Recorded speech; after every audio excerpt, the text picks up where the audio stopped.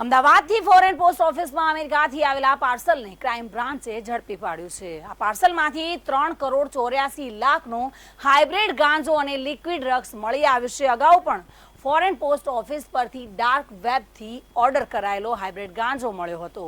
આ સમગ્ર પ્રકરણમાં એ સમયે સેન્ટ્રલ એજન્સી અને અમદાવાદ ક્રાઇમ બ્રાન્ચની ટીમે રેડ કરીને રમકડાની વચ્ચેથી હાઇબ્રિડ ગાંજો ઝડપી પાડ્યો હતો। ત્યારે ફરી એકવાર કરોડોનું કન્સાઇનમેન્ટ રિસીવર પાસે જાય એ પહેલા જ ક્રાઇમ બ્રાન્ચે ઝડપી પાડ્યું છે। 58 પાર્સલ કેનેડા અને અમેરિકાથી આવ્યા હતા, જેમાં ડાયપર, બાળકોના મોજા, રમકડા અને સાડીમાં સંતાડેલો નશાનો સામાન નીકળ્યો હતો। પોલીસ તપાસમાં એવો ઘટસ્ફોટ થયો છે કે આ પાર્સલ નશાના બંધાણી થયેલા ધોરણ 10 અને 12ના વિદ્યાર્થીઓ મંગાવતા હતા। શું હતો આ સમગ્ર મામલો, આવો જોઈશું। નમસ્કાર, હું આપની સાથે રીના અને આપ જોઈ રહ્યા છો ટુડે ગુજરાતી ન્યૂઝ।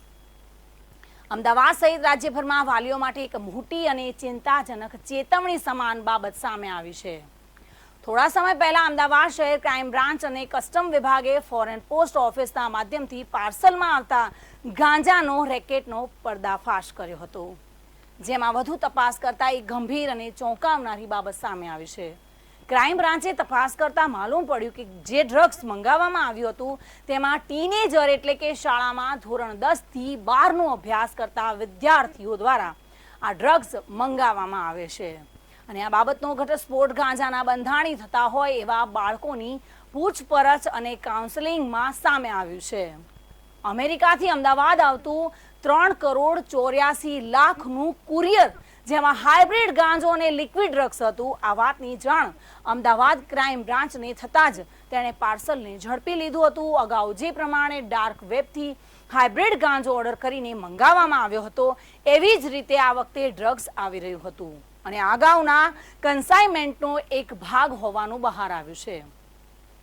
હાલ આ ડ્રગ્સ પકડાયા બાદ આ વખતે પણ કોઈ રિસીવર મળી આવ્યું નથી। આ દરમિયાન પણ કેટલાક પાર્સલ આવી ગયા હોય એવી શક્યતાઓ સેવાઈ રહી છે અને આ અંગે અમદાવાદ ક્રાઇમ બ્રાન્ચના અધિકારીએ જણાવ્યું હતું કે હાલ આવા ઓપરેશન ચાલી રહ્યા છે અને કરોડોની કિંમતનો ગાંજો મળી આવે છે।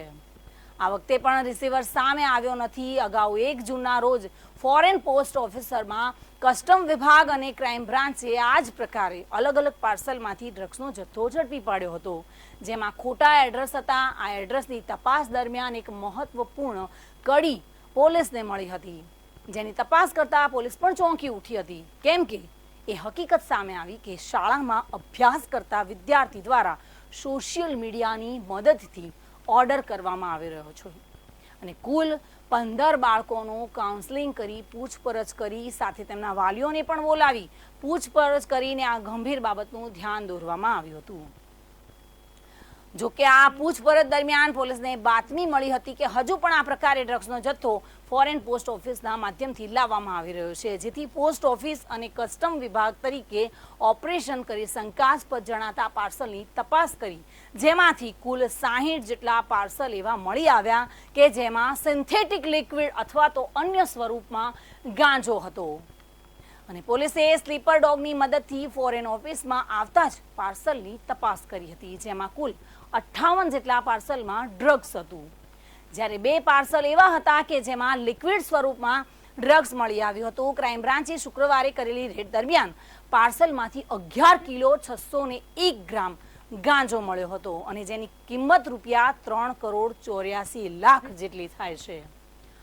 અગાઉની જેમ આ વખતે પણ ડ્રગ્સ સપ્લાયરે જે બેબી ડાયપર, રમકડા, સ્પાઈડરમેન કહી શકાય, નાના નાના રમકડા જે આવે છે, story book, vitamin candy, speaker, photo frame, antique bag વગેરેના પાર્સલની આડમાં ગાંજો સંતાડેલો હતો અને તે બહાર આવ્યો છે, ડોગ સ્કોડની મદદથી બહાર આવેલો છે અને ક્રાઇમ બ્રાન્ચ દ્વારા હવે આગામી સમયમાં આ જ પ્રકારે પાર્સલની આડમાં ગાંજાના જથ્થાની ડિલિવરીનો પર્દાફાશ કરવાની કામગીરી ચાલુ રાખી છે।